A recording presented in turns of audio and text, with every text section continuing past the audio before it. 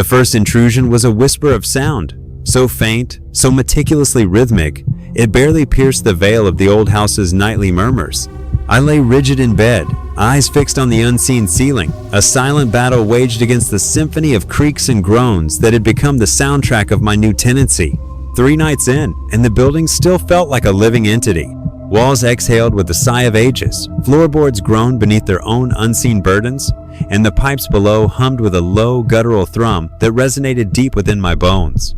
Just the quirks, I'd repeated like a mantra, a shield against the growing unease. But the initial sound persisted, a delicate, almost skeletal tick, tick, tick that seemed to emanate from within the walls themselves, growing bolder, more deliberate, as if unseen fingers were testing the very fabric of the walls. Tick, tick, tick. A jolt of adrenaline slammed through me and I pushed myself upright. The sound, now a measured thump, thump, thump, was undeniably emanating from the heavy wood of the front door. A glance at the digital clock on the nightstand revealed the stark hour, 2:13 a.m. Darkness clung to the room, the only respite a sliver of pale light from the street lamp slicing through the drawn blinds. I held my breath, straining to hear past the frantic thumping of my own heart. But the thumping had ceased. For a suspended moment, only silence remained, a thick, suffocating blanket pressing down, heavy with unspoken dread. Nothing, I told myself, the word a fragile raft in a sea of rising anxiety. A branch kissed by the wind, a raccoon's curious claws on the porch. But a deeper instinct, primal and insistent, whispered a different truth. There was an intelligence in that rhythm, a deliberate cadence that felt intentional, human. The thought sent a fresh wave of cold prickles across my skin. I swung my legs over the edge of the mattress, the icy touch of the bare floor jolting me fully awake. My phone lay on the nightstand, a beacon in the gloom. I snatched it up, the screen flaring to life, casting the room in a spectral blue glow. For a heartbeat, my thumb hovered over the flashlight icon, a silent question echoing in the stillness. Did I truly want to illuminate the darkness, to confront whatever might be lurking out there? Then it returned. Pat, pat, pat. Softer now, yet more insistent against the glass of the window.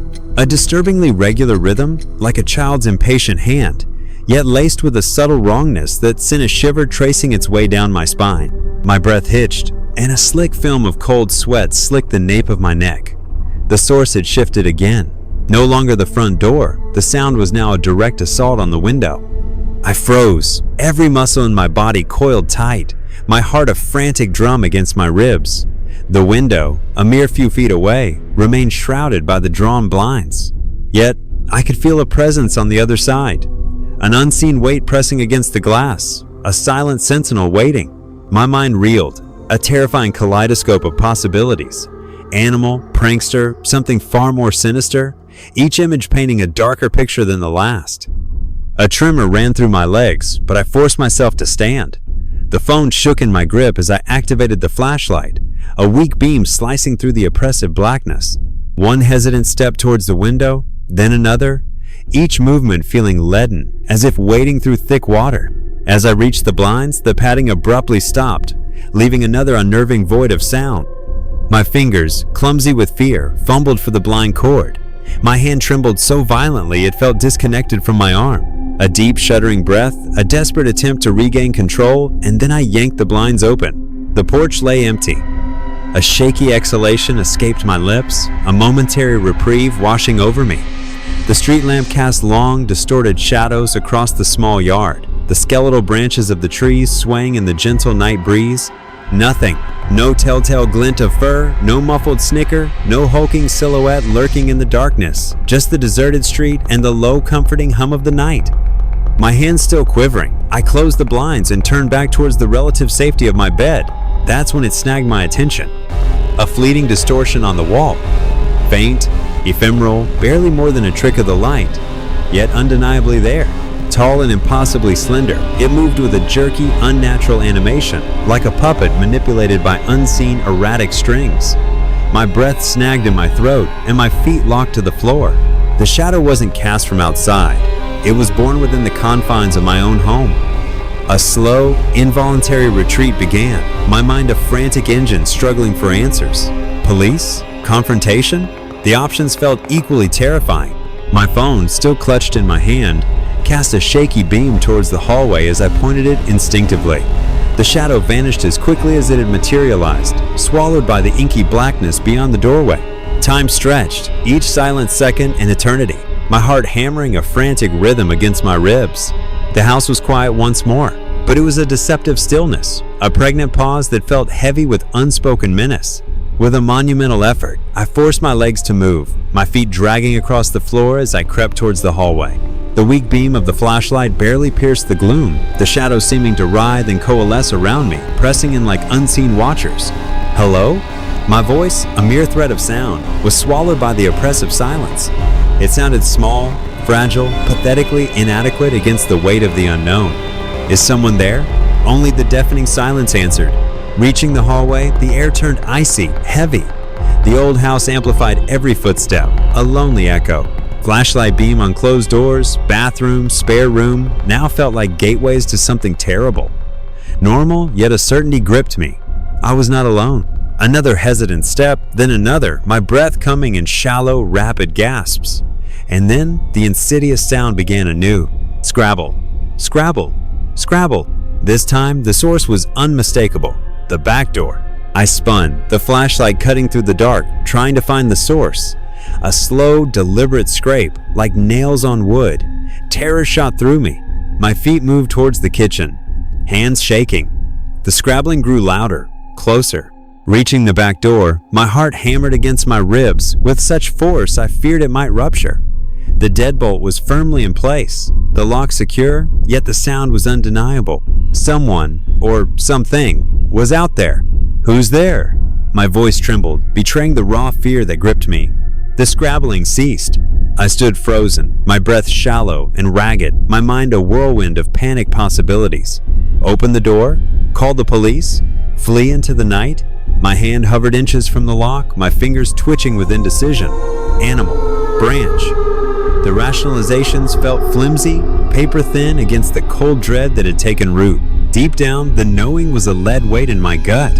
Stepping back, the flashlight wavered, then steadied. Bile rose. Cold sweat. I turned towards the hallway, my legs trembling with the urge to flee. And then I saw it. A single print marred the dusty earth just outside the back door. Too large. Wrong shape. Long, spindly, claw-like toes. A heel that defied human anatomy. Bile flooded my mouth. I stumbled back, foam clattering to the floor. The flashlight beam danced erratically, casting long, distorted shadows that writhed across the kitchen walls. I scrambled to retrieve it, my hand shaking uncontrollably, and pointed it back at the door. The footprint remained, stark and undeniable in the pale light, a silent testament to the impossible. Sleep offered no solace that night. The first thing that settled over me about the neighborhood wasn't peace, but a hush so profound, it felt like the world holding its breath. Not the gentle quiet of a tranquil suburb, but a silence pregnant with something unspoken, something unnatural. Divorce left me with this: a small two-bedroom house on the town's edge, the only place I could afford. Dead-end, cul-de-sac, shadowed by skeletal trees clawing at the cracked asphalt. The realtor called it charming. Peeling paint and overgrown weeds told a different story. Mine, though, a fragile anchor. I wanted it to be a haven. The moving truck gone, leaving behind a chaos of boxes and a daunting to-do list. The first day blurred into evening, a weary wrestle with unpacking essentials. Exhaustion settled deep, a dull ache from hauling boxes. Standing in the empty living room, bare walls stared back. Mismatched furniture huddled. A musty smell hung in the air. Home felt distant, but this start was a fragile comfort. I told myself it would come together, become a sanctuary, but a persistent unease vibrated beneath my hope. Something felt off. The next morning, a desperate need for escape propelled me out into the neighborhood. A reprieve from the suffocating embrace of unpacked boxes and clinging dust. A walk, I hoped, would clear the cobwebs of fatigue and the nascent tendrils of anxiety that had begun to take root. The cul-de-sac stretched out before me, a line of modest dwellings, many showing the gentle decay of time and neglect. A scattering of forgotten toys lay abandoned on a few lawns, and the occasional car sat like a slumbering beast in a driveway, but an unsettling stillness permeated the air. No children's laughter, no neighborly greetings exchanged over fences, just that pervasive, heavy silence. As I walked, a prickling sensation crawled across the back of my neck, the unsettling feeling of being observed.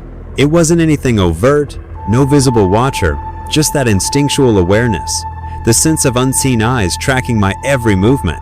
I glanced over my shoulder, but the street remained stubbornly empty, the houses staring back with vacant windows.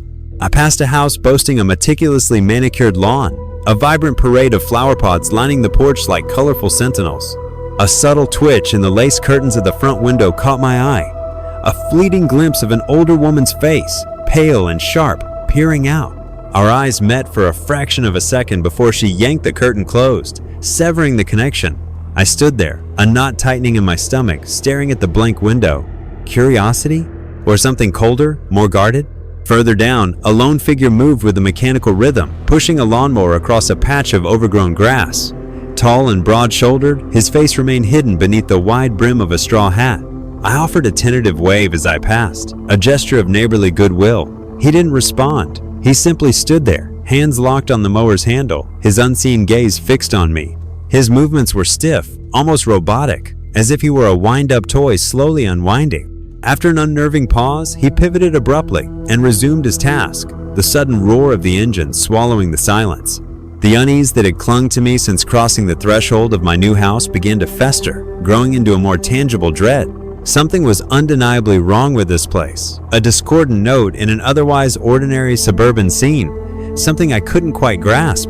The houses with their silent facades, the fleeting guarded glimpses of their inhabitants, the oppressive silence that hung heavy in the air, it all felt unnatural. Back at my own house, a small package sat squarely on the front porch, an unwelcome punctuation mark on the strangeness of the morning. Wrapped in plain brown paper, devoid of any return address, my name was scrawled across the top in a shaky, uneven hand that felt vaguely wrong. A frown furrowed my brow as I picked it up, its weight surprisingly light in my hand. I turned it over, searching for any clue to its origin. I hadn't ordered anything, and the thought of a housewarming gift from an unknown neighbor sent a fresh wave of disquiet. The paper felt coarse beneath my fingers, and a faint, metallic tang, sharp and unsettling, emanated from within. Carrying it inside felt like harboring a secret threat. I placed it on the kitchen counter, its unassuming presence radiating an invisible tension. For a long moment I simply stared, the knot in my stomach twisting tighter. Probably nothing, I told myself, the words lacking conviction. A belated welcome from someone shy, something the realtor forgot. But that smell, it clung to the air, a whisper of something cold and sharp like old blood. Hesitantly, I retrieved a pair of scissors and sliced through the rough paper. Inside lay a small, crudely carved wooden figurine, no more than 6 inches tall. The kind of knick-knack you might find gathering dust at a roadside craft fair, but a visceral revulsion coiled in my gut at the sight of it. Humanoid in form, it possessed limbs too long, too thin, and a head cocked at an unnaturally sharp angle. Its face was a smooth, featureless expanse, yet its posture conveyed a profound sense of wrongness, twisted, contorted, as if frozen in silent agony.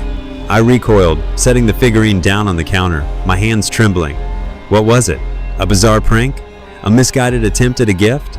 Or something far more sinister? A tangible manifestation of the unease that had been plaguing me? I glanced out the window, half expecting to see a shadowy figure watching from across the street, but the cul-de-sac remained stubbornly empty, bathed in the indifferent afternoon light. Overreacting, I insisted silently. Just a piece of wood. But as I stood there, my gaze locked on the silent, contorted figure. A chilling certainty settled over me. It was watching back. That night, the house underwent another transformation. The air thickened, heavy with an unseen presence. The shadows deepened, clinging to the corners of the rooms like watchful entities. The silence intensified, pressing in on me, amplifying the frantic beat of my own heart. I tried to lose myself in the mundane task of unpacking, but every time I turned my back, the prickling sensation returned. The unsettling feeling of unseen eyes boring into my spine. Just my imagination. Tired. Stressed. The rationalizations offered little comfort as I finally retreated to the supposed sanctuary of my bed. The feeling of being utterly alone warred with the undeniable sense that I was not. Around midnight, the house began its nocturnal symphony of subtle disturbances. A faint creak, like a floorboard sighing under an unseen weight. A soft rustle, like fabric whispering against the aged plaster of the walls. I lay rigid beneath the covers, eyes wide in the darkness, my heart a frantic bird trapped in my chest. Just the house settling, Old houses make noises. The mantra felt increasingly hollow. And then, just as the edges of consciousness began to blur, I heard it. Thump, thump, thump. It was late afternoon the next day, the sun a molten orb sinking low in the sky, stretching the shadows across the overgrown lawn like grasping fingers. I was hunched in the front garden, locked in a silent battle with a particularly stubborn weed, when the unmistakable sensation returned, the weight of unseen eyes upon me. Wiping the cold sweat, I scanned the empty street. The houses felt like they were watching, their dark windows judging. For a moment, I questioned my sanity. Then I saw him. At the yard's edge, a figure frozen, unnatural, shears dangling like a silent threat. Gaunt, almost see-through in the dying light, his slick-back gray hair and ill-fitting clothes screamed wrongness. He looked harmless, but a primal terror seized me. This was no neighbor. His stillness, like a forgotten statue, the slow, unsettling tilt of his head, and those eyes. Fixed, unblinking. They felt like they were piercing right through me.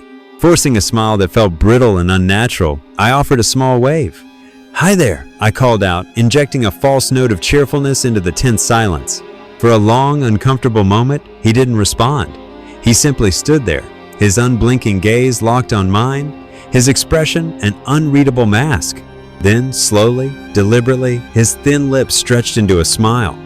It was wide, too wide. A grotesque parody of warmth that failed to reach the cold emptiness of his eyes. "Welcome to the neighborhood," he said, his voice smooth, almost silken, yet devoid of any genuine inflection. "You must be the new tenant." I nodded, a chill snaking its way up my spine. "Yeah, just moved in a few days ago. It seems nice." The lie felt clumsy, inadequate. His smile remained fixed, unwavering. "It's quiet here, peaceful. You'll like it." The words hung in the air, the forced pleasantry failing to mask an underlying something. An awkward pause stretched between us, the silence thick with unspoken tension. "I'm Alex, by the way," I offered, breaking the uncomfortable stillness. "Mr. Grayson," he replied, his tone as even and measured as before. "I live next door." Another nod, my mind racing, unsure of what polite neighborly exchange was expected.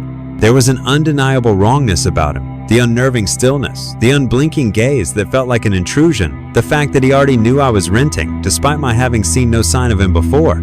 "Well, it's nice to meet you, Mr. Grayson," I said, forcing another strained smile.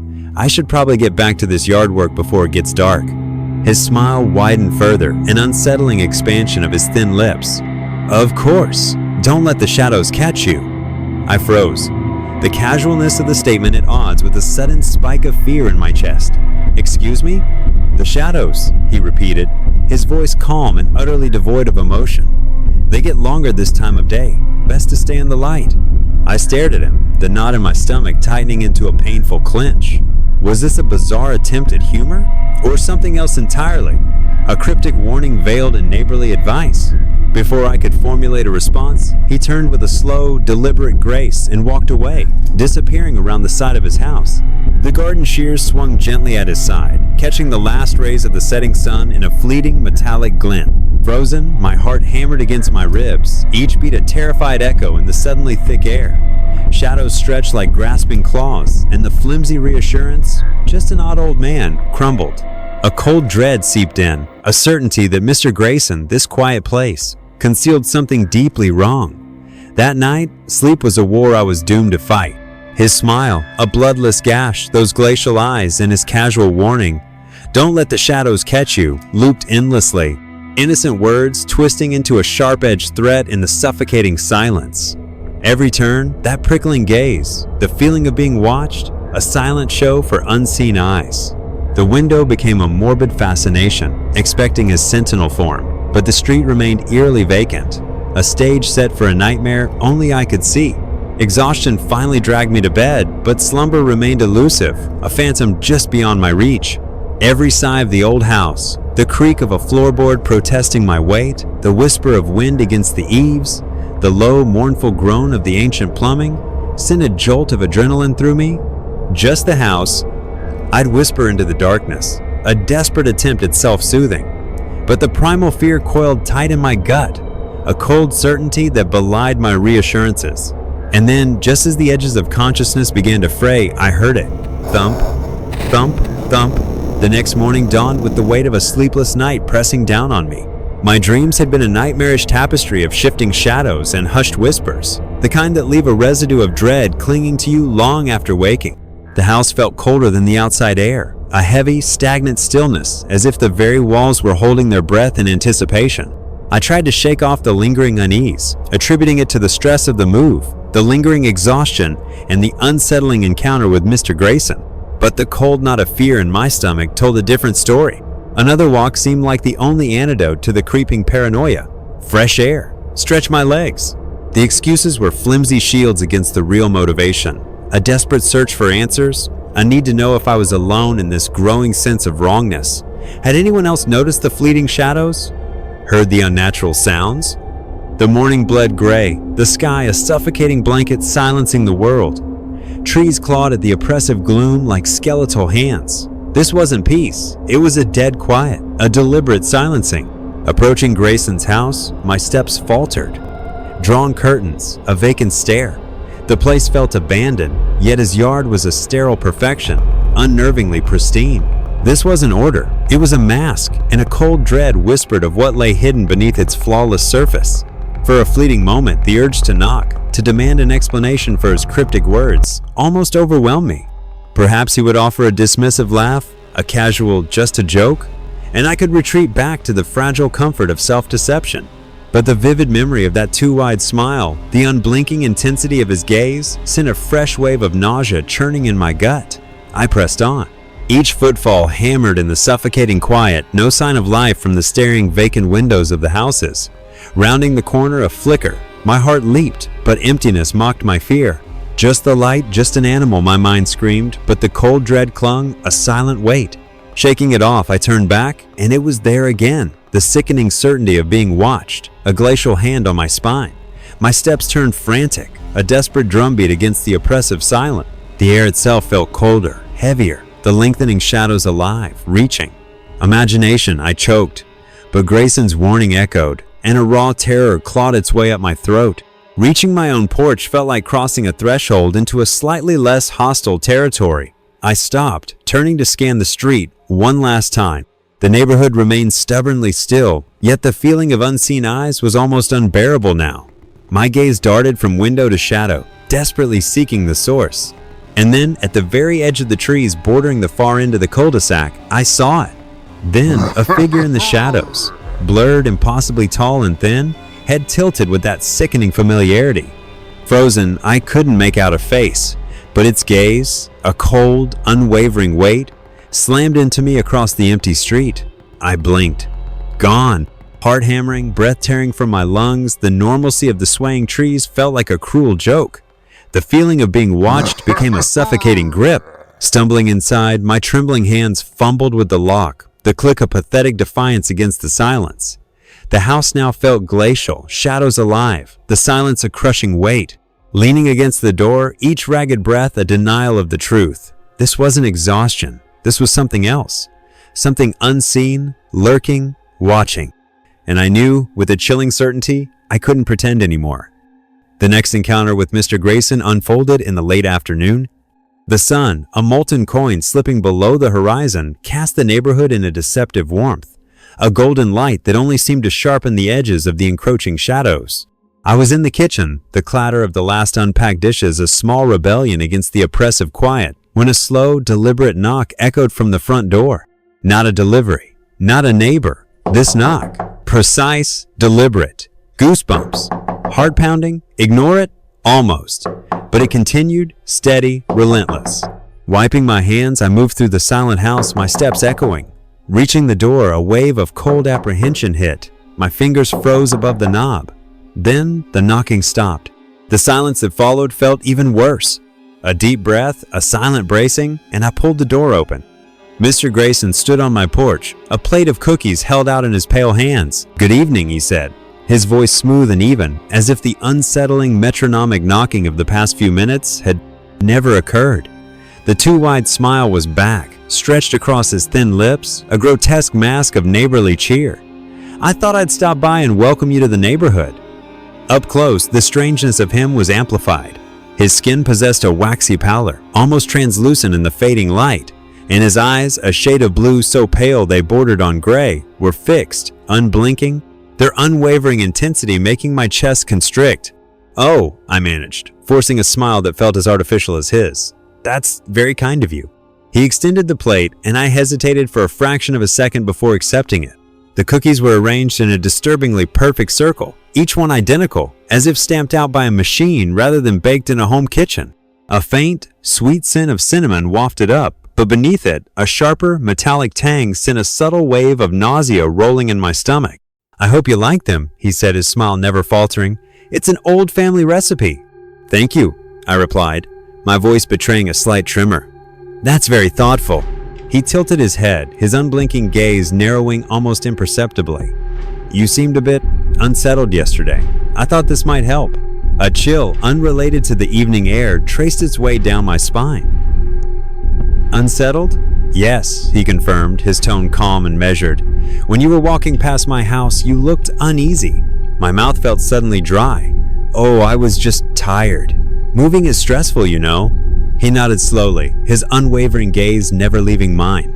"Of course, moving can be disorienting, especially in a place like this." The way he emphasized those last words, the subtle inflection in his smooth voice, sent another shiver of unease crawling across my skin. "What do you mean?" I asked, the question barely a whisper. The too-wide smile returned, but this time it was a mask that held no warmth. "Oh, nothing. Just that it takes time to adjust. The neighborhood has its quirks." A forced laugh escaped my lips, a pathetic attempt to mask the tremor in my hands. "Yeah, I've noticed. It's very quiet." His smile widened further, an unsettling expansion of his thin lips. "Yes, quiet is good. Quiet keeps things peaceful." Words failed me. I simply nodded, clutching the plate of cookies like a fragile lifeline. The silence stretched between us, heavy and suffocating, until I couldn't bear it any longer. "Well, thank you again for the cookies," I said, taking a deliberate step back. "I should really get back to unpacking." "Of course," he replied, his voice as smooth as ever. "But if you ever need anything at all, you know where to find me." Another nod, my heart pounding a frantic rhythm against my ribs. "Thanks, I'll keep that in mind." He turned and moved away with that same slow, deliberate gait, as if time held no meaning for him. I watched until the encroaching shadow swallowed him whole as he disappeared around the side of his house. Only then did I allow myself to close the door, leaning against its solid weight, gasping for breath in the sudden silence. The plate of cookies felt like a lead weight in my hands as I carried it into the kitchen. For a long moment, I simply stared at them, arranged in their perfect, unsettling circle, a fresh wave of nausea churning in my stomach. They looked innocuous enough, uniformly round, a golden brown hue dusted with a fine layer of sugar. But that smell, it was undeniably wrong. The initial sweetness of cinnamon was now overpowered by the sharp, metallic tang that had first alerted me. I picked one up, too smooth, almost waxy, a sickening texture. Snapping it open released a breath of dust, the inside a disturbing gray that turned my stomach. It crumbled, lifeless. I recoiled, wiping my hand, a wave of revulsion. Number, what unholy things were baked into this offering? Then, a prickle on my neck? Grayson? Watching? The kitchen was empty, but my heart hammered a frantic warning. Ridiculous, I told myself, but the unease clung. The cookies hit the trash with a dull thud. Politeness be damned. That night, Grayson's smile haunted me, stretched, unblinking eyes burning through me. "Quiet keeps things peaceful," he'd said. Not a welcome, but a chilling promise. A threat whispered on a neighborly breeze. Lying in bed, the faint glow of the street lamp painted long, jagged shadows across the ceiling, transforming the familiar room into a landscape of fear. The house was silent, but it was a suffocating silence, amplifying every creak and groan, turning the mundane sounds of an old house into potential threats. Imagination, just tired. The reassurances were a fragile dam against the rising tide of dread. The undeniable feeling of not being alone pressed down on me like a physical weight. And then it began again. Pat, pat, pat. My breath hitched and I bolted upright, my heart hammering against my ribs. The sound was soft, deliberate, like someone testing the glass. Not the front door, this time. The window beside my bed. I froze, every muscle screaming in protest, my mind a whirlwind of panicked thoughts. A branch, an animal. The rationalizations felt flimsy, paper thin against the icy grip of fear. The rhythm was too precise, too knowing. This wasn't random. This was deliberate communication. Pat, pat, pat. Louder now, more insistent. My trembling hand reached for my phone, the screen flaring to life, a fragile beacon in the encroaching darkness. The flashlight beam cut through the shadows as I crept towards the window. As I reached the blinds, the patting stopped, replaced by a silence so profound it felt like a physical pressure against my eardrums. My fingers, clumsy with fear, hovered over the cord. I didn't want to look, didn't want to confirm the terror that had taken root, but a morbid curiosity, a horrifying compulsion, overrode my fear. I yanked the blinds open. The yard lay bathed in the sickly orange glow of the street lamp, the trees swaying with a gentle indifference. Empty. A shaky exhale escaped my lips, a momentary illusion of relief. No visible threat, no tapping hand, just the mundane reality of my overgrown lawn and the quiet hum of the night. But as my gaze swept across the darkness, I saw it. A shadow, moving with an unnatural fluidity across the lawn. Faint, a mere flicker at the edge of my vision, yet undeniably there. Tall and impossibly thin, its head cocked at that same disturbing angle I had witnessed before. My breath caught in my throat, my legs turning to lead. The movement was wrong. A jerky, gliding motion as if propelled by unseen forces.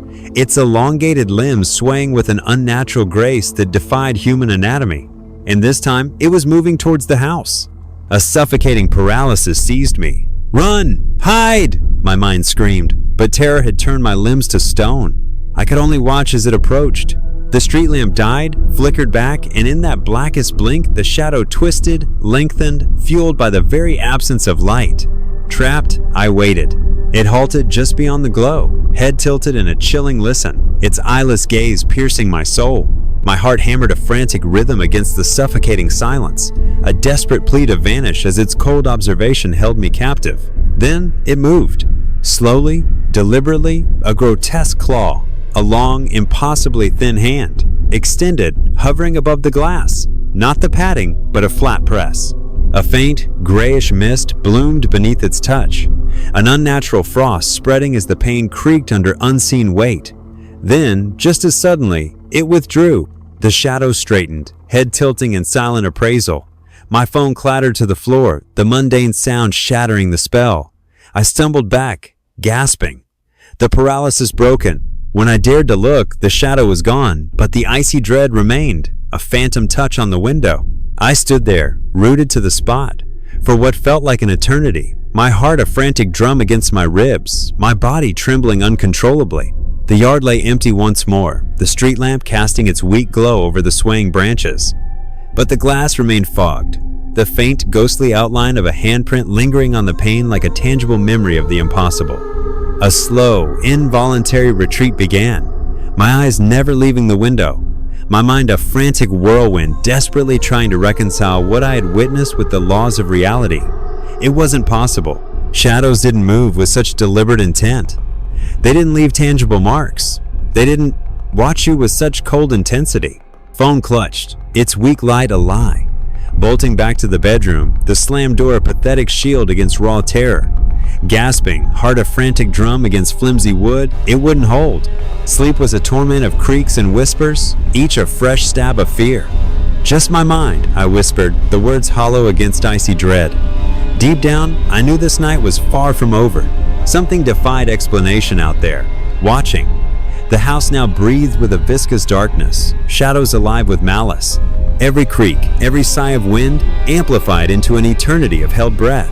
Unpacking was a trembling, futile act, my mind chained to the shadow, the ghostly print a constant, chilling truth against desperate reason.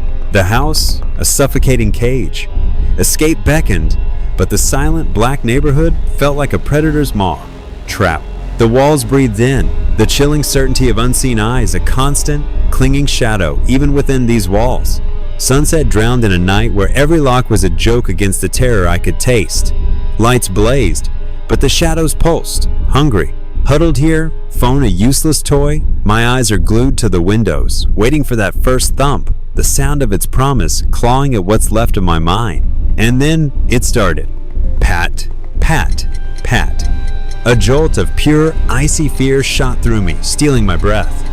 The sound was soft, almost hesitant, yet it carried the weight of a death knell. It was coming from the back door this time, the one that opened onto the overgrown wilderness of the yard. My heart hammered against my ribs, a frantic bird trapped in a cage, as I stared at the door, the faint outline of the glass pane barely visible in the weak light filtering from the living room. Pat, pat, pat. Louder now, demanding entry. My hand, powerless with terror, fumbled for the phone's weak light, revealing only mocking dust motes. Every cell screamed to hide, but the wait for the unseen to break in was a torment. Dread a physical weight, each trembling step dragged me toward the back door. The patting stopped, replaced by a silence that didn't just silence sound, it crushed me. My hand hovered over the icy lock, my stomach a knot of desperate denial. Wind? A branch? Lies shattered by the icy certainty of something wrong. Terrifyingly wrong. A choked breath tore from my throat as I unlocked and yanked the door open. The moonlit yard, still. The overgrown grass swaying like grasping fingers, skeletal branches clawing the sky, shadows writhing like things alive. Stepping onto the porch, the cold air was a shock, the flashlight beam cutting across empty space. Nothing. A shaky exhale escaped my lips, a fleeting illusion of relief washing over me. Ridiculous. Letting fear twist my perception, just the ordinary chaos of my neglected yard. I turned to retreat back into the relative safety of the house, and that's when my gaze fell upon it. The figurine, perched on the edge of the porch, right beside the door, as if it had been patiently waiting. The same crudely carved wooden figure I had found in that unmarked package, the one I had so deliberately thrown into the trash, watched it being taken away. My stomach lurched, and the bitter taste of bile flooded my mouth. Kneeling down, my hands trembling uncontrollably, I reached out and picked it up. It was altered. The head was now tilted at an even more grotesque angle, almost a full 90 degrees, and the stick-like arms were raised, the elongated, spindly fingers reaching out in a gesture of silent supplication, or perhaps capture. The wood felt strangely cold and damp beneath my fingertips, and the metallic odor, faint before, was now unmistakable, a sickly sweet tang that hinted at blood. I recoiled, dropping the figurine as if it had burned me, stumbling backward, my chest heaving with ragged breaths. My mind raced, a frantic engine trying to make sense of the impossible. It was gone. I had seen it taken away. There was no logical explanation for its reappearance. And then, a sound that chilled me to the very core. A low, guttural whisper, so faint it barely registered against the backdrop of the night. It seemed to emanate from the dense shadows beneath the trees at the edge of the yard, a dry, rustling sound that mimicked the whisper of wind through leaves. Yet there was no wind. It was a voice. Alex. My blood ran cold, turning to ice in my veins. The voice was soft, almost a caress, yet it carried an undercurrent of something profoundly wrong. Distorted, as if filtered through water, my name stretched and twisted into an unrecognizable, drawn-out syllable. Alex. I scrambled back towards the open doorway, my fumbling fingers grasping for the handle. The whisper intensified, growing more insistent, and I could hear movement in the darkness beneath the trees. Branches swayed with an unnatural rhythm, though the air remained still. The shadows themselves seemed to writhe and coalesce, taking on grotesque, fleeting shapes. Slamming the door shut, I threw the deadbolt, my chest heaving against the solid wood.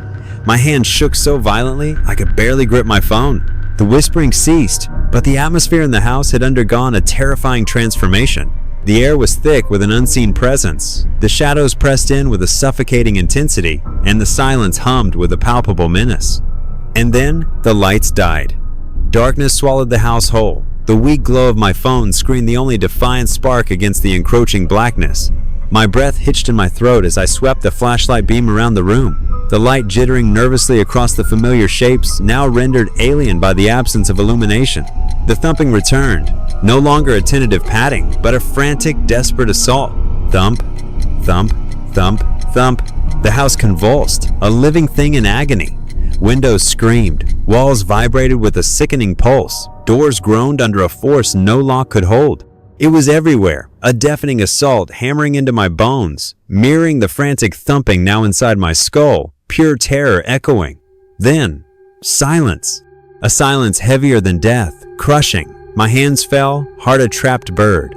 And there, in the trembling light, the shadow, impossibly tall, impossibly thin, its head twisted wrong, in the corner, still, silent. but its presence, a suffocating weight. Its unseen gaze, a freezing violation. I couldn't breathe, couldn't move. Then it stepped. Again, the shadows writhed around its skeletal form, devouring the light. Long, spindly arms reached, fingers twisting into claws. A strangled cry tore from me. Tears blinded me as I stumbled back, legs useless, a desperate fall away from the encroaching darkness. My heel caught on the edge of the coffee table, sending me sprawling to the floor, the phone slipping from my grasp and skittering across the wooden planks, the flashlight beam swinging wildly, painting the walls with fleeting, distorted shapes. The shadow loomed above me, its form stretching and twisting in the darkness, and I could feel its presence, a suffocating coldness pressing down, stealing the very air from my lungs. And then, with a suddenness that left me gasping, it was gone. The lights flickered, sputtered, and then blazed back to life, flooding the room with a stark, almost accusatory brightness. The house was silent once more, but the air remained heavy. The shadows clung to the corners like lingering specters, and a cold, visceral certainty settled deep within me. It wasn't over. Not by a long shot. Last night killed the lie. Denial is a rotting corpse. This house, each breath was a fight. The shadow, the whispers, its return a tightening noose of nameless evil dragging me under. Answers are air, and I'm drowning. Logic's dead in this nightmare. Police? They'd see madness, not the truth. Family, friends, a cruel, distant comfort. I'm adrift, swallowed by creeping terror. Morning, a frantic, useless online search for a crack in this insane reality. The town's website, a smiling mask over a festering wound, blind to the darkness that owns me. Frustration boils into bone-deep dread. The digital silence echoing the house, the neighborhood, the chilling silence of something hunting me. Switching tactics, I fled to the hushed silence of the local library, desperate to dig up some forgotten horror in the town's past, a whisper of its secrets hidden in yellowed pages. The librarian, her kind eyes magnified, a gentle smile offering a fragile hope in this growing darkness. "Can I help you find something?" she inquired softly. "Yes," I replied, my voice betraying a tremor of desperation. "I'm looking for information about the history of this neighborhood. Anything at all would be a great help." A flicker of something unreadable crossed the librarian's kind face, her smile faltering almost imperceptibly. "The history?" she repeated, her voice taking on a cautious, almost strained quality. "Well, we do have a local history section, but I'm not entirely sure it will contain what you're looking for." In the library's dim corner, weighed down by ancient volumes, my hope withered. Dry town chronicles, civic accounts, no hint of the festering darkness. "Anything else?" I pressed, desperation in my voice. "Unusual events? Disappearances?" The librarian hesitated, eyes darting with fear, then whispered of old legends, cursed land built on tragedy, strange disappearances, unexplained deaths, and things that go bump in the night. A chilling dread settled deep within me. These weren't just stories. My mind reeled, the librarian's hushed words resonating with the terrifying events of the past few nights. "Do you know any specifics?" A shake of her head, her gaze troubled. "I'm afraid not. Most of it is just folklore, you understand. Whispers carried on the wind, with no concrete evidence to support them." "But you've heard them?" I persisted. A slow, reluctant nod. "Yes, but they are not pleasant tales. Best left undisturbed." "Please," I pleaded, my voice trembling. "I need to know. Anything you can tell me might help me understand what's happening." The librarian studied me for a long, silent moment, her expression a mixture of concern and apprehension. Finally, she sighed again, a sound heavy with unspoken knowledge. "There's a woman named Mrs. Abernathy who lives on the other side of town. She's the unofficial local historian, and she possesses a deeper understanding of this place than anyone I know. If anyone can shed light on your experiences, it would be her."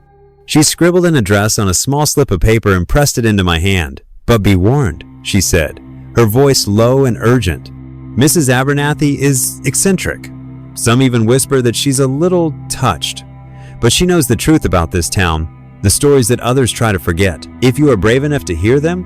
Clutching the slip of paper like a lifeline, I thanked the librarian and hurried out of the quiet sanctuary of the library, my mind buzzing with a mixture of fear and anticipation.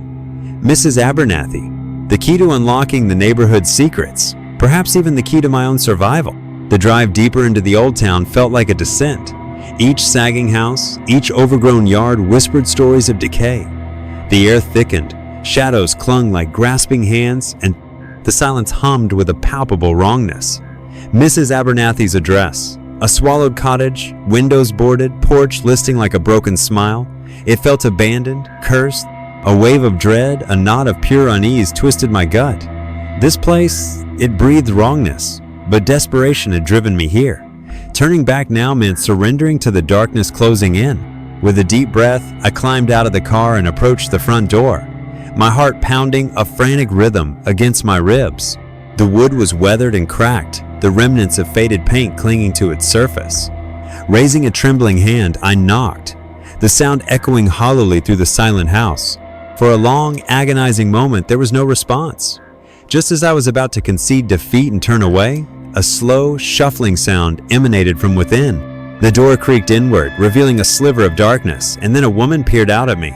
She was ancient, her face a roadmap of wrinkles etched by time and hardship. Wild, unbound gray hair cascaded around her shoulders like a tangled storm cloud. Her eyes, though, were startlingly bright and piercing, seeming to bore right through me, stripping away any pretense. She wore a long, tattered dress that whispered with her movements, and her hands were gnarled and twisted, resembling the arthritic branches of an ancient tree. "Who are you?" she croaked, her voice raspy and thin, like the rustling of dry leaves. "My name is Alex," I managed, my own voice trembling slightly in the face of her intense gaze. "I'm new to the neighborhood, and I'm looking for information about the history of this town." Mrs. Abernathy's piercing eyes narrowed, studying me with an unnerving intensity. "The history?" she repeated, her voice laced with suspicion.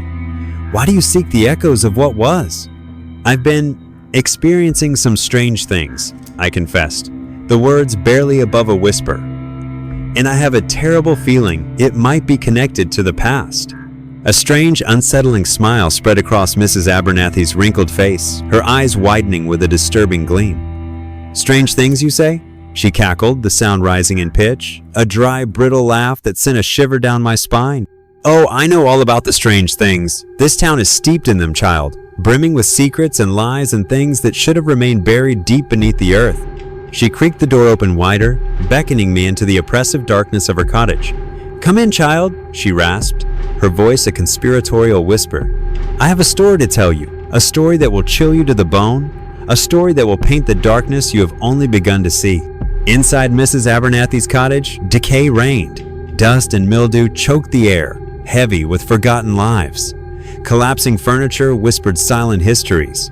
Precarious towers of books loomed like unstable memories, and the walls stared back with faded faces and yellowed tales of a shadowed past. She moved with unsettling quickness, leading me through the suffocating clutter to a broken armchair. Her bright, unnerving eyes never left mine as she leaned in close, her voice a low, chilling murmur. "This town," she rasped, "breathes darkness, a history they bury, but I felt its cold touch." She paused, and the cottage's silence amplified the frantic drum of my own heart. Then, her voice, a low, hypnotic crawl, began to weave. Tragedy, betrayal, an unspeakable evil rooted in this ordinary place. Her story seeped into my bones, twisting my refuge into a potential tomb, promising to forever stain my perception of home with the terror I now felt stirring within the very walls. Leaving Mrs. Abernathy's, her words strangled the last flicker of hope, a suffocating memory of vanished families, forgotten horrors clawing at my sanity. Not nightmares, but truth. This town, the very ground-breathing ancient violence. And Grayson, not what he appears. Her raw ancient fear rasped in my mind. He's been here, waiting. Waiting for what? Her haunted eyes offered only a bone-deep terror now coiling in my own gut, a chilling echo. "Be careful, child. He is dangerous." Her dire warnings played on repeat in my mind as I drove home, my hands clenched so tightly around the steering wheel that my knuckles shone white in the fading light. I desperately wanted to dismiss her as a senile old woman, her stories the fanciful ramblings of a mind touched by time and isolation. But the chilling reality of my own experiences, the shadow at the window, the reappearing figurine, the disembodied whispers, refused to be ignored. My house. It loomed, a silent watching thing against the bruised sky. The porch light flickered, casting skeletal shadows that clawed across the overgrown lawn. I sat trapped in the car, heart hammering, staring at its uninviting darkness. The thought of being inside, alone with whatever waited, was a paralyzing dread, but there was nowhere else. Stepping out of the car, the cool night air prickled my skin, a stark contrast to the suffocating fear that clung to me. The house felt different as I entered. The air heavier, the shadows deeper, the silence more oppressive than ever before. I slammed the door shut and threw the deadbolt, leaning against its solid weight, my chest heaving in a desperate attempt to draw a full breath. And then my blood ran cold. The figurine? It sat perched on the coffee table in the living room, bathed in the weak light filtering from the porch, its crudely carved head tilted at that unnaturally sharp angle, its stick-like arms reaching out in a silent, accusatory gesture. My stomach lurched violently, and the bitter taste of bile rose in my throat. I had left it outside, discarded it like a cursed object. I was certain of it. Yet, here it was, back inside my sanctuary, waiting. A slow, involuntary retreat began, my hands trembling uncontrollably. My mind raced, a frantic, illogical scramble for an explanation. There was none. The figurine shouldn't be here. It couldn't be here. Unless... A terrifying thought pierced through the fog of my fear, sending a jolt of adrenaline through me. Unless someone had brought it inside... Spinning around, my eyes darted frantically to every darkened corner, every elongated shadow. The house remained silent, yet the oppressive stillness was a deceptive mask. I could feel it, a palpable presence lurking just beyond the periphery of my vision. I wasn't alone. "Mr. Grayson?" I whispered, my voice a mere thread of sound trembling in the heavy air. "I know you're here." Only silence answered. A thick, suffocating silence that pressed down on me, stealing the very air from my lungs. My hand instinctively grasped the nearest object, a heavy ceramic lamp from the side table, wielding it like a makeshift weapon. My grip was shaky, my knuckles white, but I forced myself to move, to conduct a frantic, desperate search of my own home. The living room was empty, save for the malevolent figurine. The kitchen offered no solace, the shadows clinging to the countertops and cabinets like unseen watchers. The bathroom was a small, claustrophobic space that amplified my rising panic. Each room was physically unoccupied, yet the chilling sensation of being observed, of unseen eyes tracking my every move, never abated. It clung to me like a second skin, tightening around my chest, constricting my breath into shallow, ragged gasps. Reaching the bedroom door, I hesitated, my hand hovering over the cold metal of the doorknob. A primal instinct screamed at me to turn away, to avoid whatever might be lurking within. But a desperate need to confront the source of my terror propelled me forward. I pushed the door open, the hinges groaning loudly in the oppressive silence. The room was shrouded in darkness, the faint glow of the street lamp filtering through the window, the only source of illumination, casting long, distorted shapes that danced on the walls. I stepped inside, my heart pounding a frantic tattoo against my ribs, and then I saw him, Mr. Grayson. He stood motionless in the far corner of the room, his tall, unnaturally thin frame barely discernible against the deeper shadows. His head was tilted at that disturbingly familiar angle, and his pale, unblinking eyes were fixed on me, their gaze an icy weight in the darkness. The grotesque caricature of a smile stretched across his face, too wide, too fixed, a mask that seemed grotesquely detached from any genuine emotion. "Good evening, Alex," he said, his voice smooth and even, devoid of any hint of malice or surprise, as if this clandestine intrusion were a perfectly normal neighborly visit. "I do hope I'm not intruding." My grip tightened on the heavy lamp, my knuckles aching. "What are you doing here?" I demanded, my voice trembling despite my attempt at bravado. "How did you get in?" The unnatural smile widened, if that were even physically possible. "The door was unlatched," he replied, his tone conversational. "I simply thought I would stop by and check on you. You seemed troubled earlier." "Get out," I hissed, my fear giving way to a surge of adrenaline-fueled anger. "Get out of my house now." He remained rooted to the spot, his unblinking gaze unwavering, the grotesque smile never faltering. Now, he chided gently, his voice calm and measured. "There's really no need for such unpleasantness. I am only trying to be helpful." "Helpful?" I spat, the word laced with bitter sarcasm. "You've been watching me, stalking me. What in God's name do you want from me?" The smile finally receded, and for the first time, I saw a flicker of something else in his pale, unreadable eyes. Something cold, something dangerous. "What I desire," he said, his voice dropping to a low, chilling whisper, "is for you to understand the nature of this place. It is different. It has its own delicate balance. And those who disrupt that balance, well, they tend not to linger for very long. What are you talking about? I stammered, my voice barely audible. He took a slow, deliberate step towards me, his movements fluid and unsettling. You have witnessed it, haven't you? The shadow that dances in the periphery, the silent witness on the table, the whispers that slither through the night. You have felt it, Alex. The encroaching darkness. It is all interconnected, you see. All facets of the same truth. I recoiled, backing away until my spine pressed against the cold wall, my chest heaving with panicked breaths. You're insane, I choked out. You're completely, utterly insane. He tilted his head, his pale eyes narrowing slightly, their gaze intensifying. Am I? He mused softly. Or am I the only one here who truly comprehends the nature of things? The only one who sees the world as it truly is? Words failed me. My mind was a frantic whirlwind, thoughts colliding and scattering like startled birds. Every instinct screamed at me to run, to put as much distance as possible between myself and this unsettling figure. But my limbs felt like lead, refusing to obey. I was trapped, paralyzed by his unnerving presence. Then the grotesque smile returned, wider than before, a chilling rictus that sent a fresh wave of nausea churning in my gut. You will see, he whispered, his voice a soft, menacing caress. Soon enough, you will understand everything. He turned with that same slow, deliberate grace and walked out of the room, disappearing into the darkness of the hallway.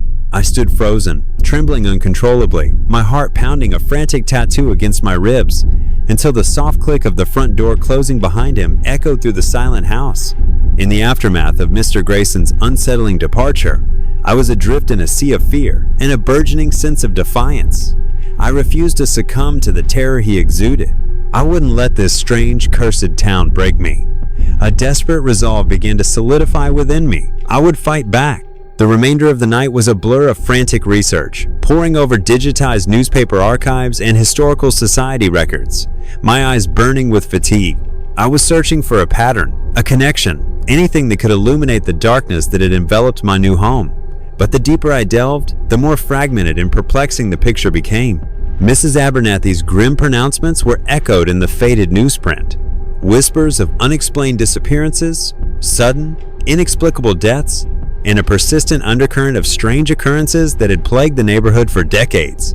Yet there was no discernible link between these events, no logical sequence to the unfolding horror. It was as if the darkness was a capricious entity, striking randomly, without reason or predictability.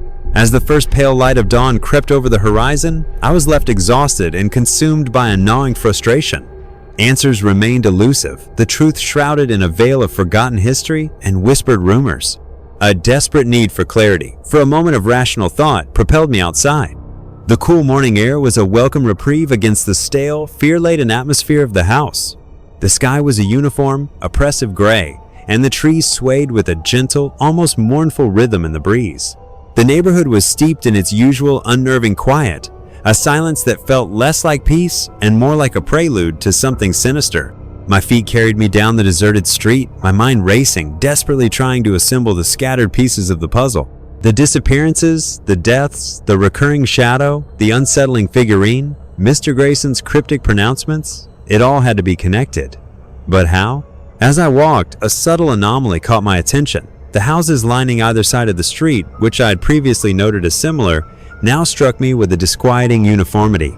Identical in color, design, and even the meticulous grooming of their lawns, they seemed less like individual homes and more like mass-produced copies, stamped from a single, unsettling template. And then I saw it, perched on the front porch of each and every house, a small, crudely carved wooden figurine. My blood ran cold, the nascent hope of rational understanding dissolving into a wave of icy dread. I stopped dead in my tracks, my heart hammering against my ribs, my gaze fixed on the silent sentinels guarding each identical dwelling. They were all the same, the crude humanoid figures I had found in the package, their wooden heads tilted at that unnatural angle, their stick-like arms reaching out in a perpetual gesture of silent accusation or desperate plea. Moving closer to one of the houses, my hand trembling, I examined the figurine on its porch. It was a perfect match for the one that haunted my own home, down to the smallest detail. The same faint scratches in the wood, the same barely perceptible dents, even the same faint, unsettling metallic odor clinging to its Surface. A slow, horrified realization dawned as I scanned the other houses. Each one bore the same silent, wooden effigy. The entire neighborhood was populated by these unsettling figures, their blank faces staring out at the empty street.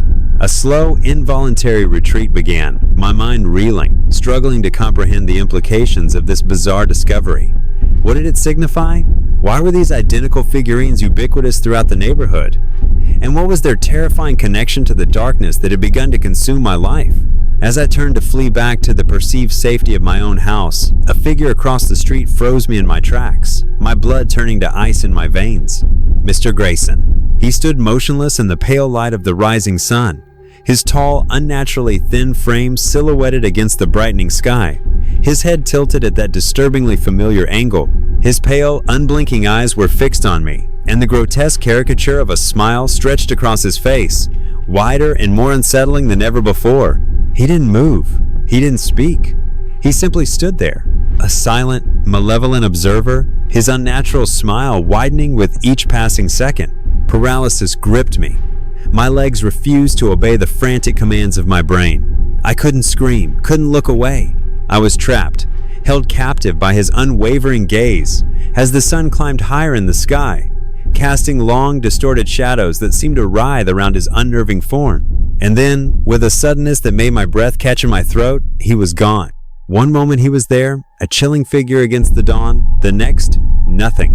Vanished into the thin morning air as if he had never existed. I stood there for what felt like an eternity, my heart pounding a frantic rhythm against my ribs, my mind a chaotic jumble of fear and disbelief. What was happening? Was I losing my grip on reality? Was this all an elaborate, terrifying delusion? Turning on my heel, I ran back towards my house, my chest heaving with desperate gasps for air. Slamming the door shut behind me, I threw the deadbolt, my trembling hands fumbling with the lock. I had to get out. I had to escape this cursed town and never look back. Bolting up the stairs to my bedroom, I began to frantically pack my suitcase, throwing clothes and personal belongings into the open bag with a desperate urgency. Possessions meant nothing now. Only escape mattered. As I packed, a faint, insidious sound drifted up from downstairs. Pat, pat, pat. My blood ran cold, the frantic energy draining from my limbs, leaving me weak and trembling. The patting was coming from the front door, soft, deliberate, like a hesitant invitation, or perhaps a final test.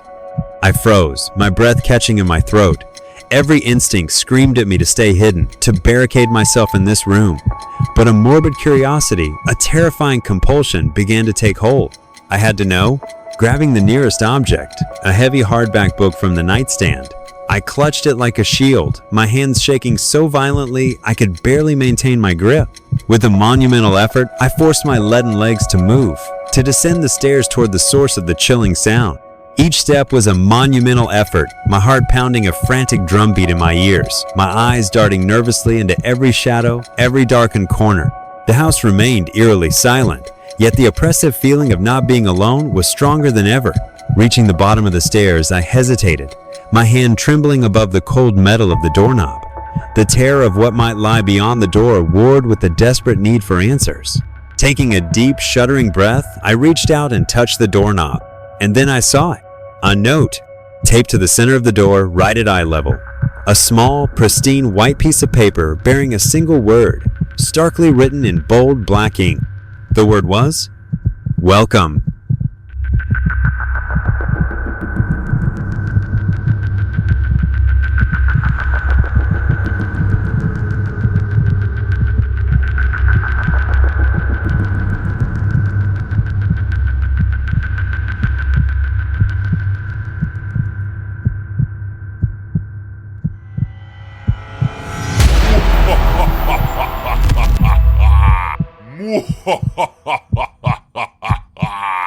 Mwahahaha.